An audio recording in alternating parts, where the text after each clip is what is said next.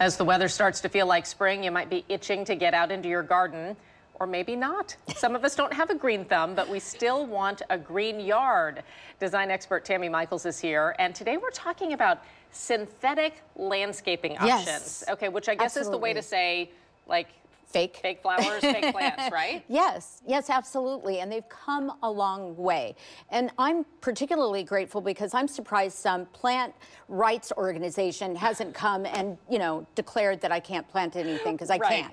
That would be my house as well. Right. So starting out with what we thought of as astroturf, and what's amazing to me is this is all over Yarrow Point, Medina, Hunts Point. People, because especially as they're near the water, they have to be afraid of the things all of us do, chemicals, pesticides, and using too much water. Right. So this has become very popular. I will point out this is a very green one, but they also have one that it gets more expensive and you're paying for dead grass, believe it or not. You're paying for the thatch to make it look like you've got dying grass, giving it more realism. Oh, how funny. I know. They should have just gone to my yard a couple of years ago. Right. Could have shared some. There you go. So, and would you go out and play on that grass too? Oh, it's absolutely. Not like it's just for looks.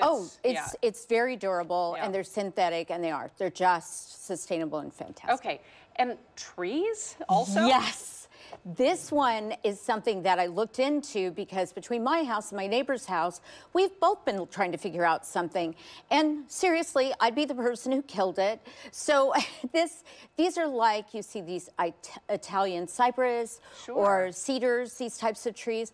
I would have never thought of this for landscaping, but you can get a 14-foot tree again here, or 10 feet, whatever. It would take you years to grow that. Right, but you could just put in a line of them and they look beautiful. And they look beautiful. Right. And there are flowering trees also. There are. Yeah. This is something that I got particularly excited about, although it might give you away that you have, flowering plants in the wintertime. But it was more to display the fact that the realism is there. And so what I would suggest is that you look at fig trees and just any type. I'm getting a Japanese maple that is fake because RIP mine.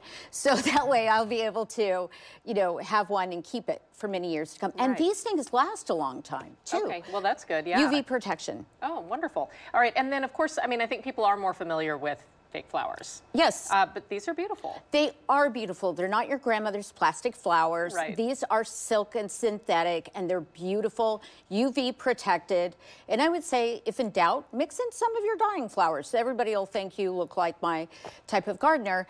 And then the last thing we've done stories on before, and these are the popularity of these green walls, where you're creating a privacy wall and you have plants growing on it. By the way, people are doing these interior as well. Oh, and I love this because there again, it would just be gorgeous. Yeah, very pretty. You can buy it in sections. I think it looks spectacular. Yeah, great ideas as always, Tammy. Thanks very much. You can hear more tips from Tammy on her show Inside Out every Saturday from 10 until noon on Como News Radio. We'll be right back.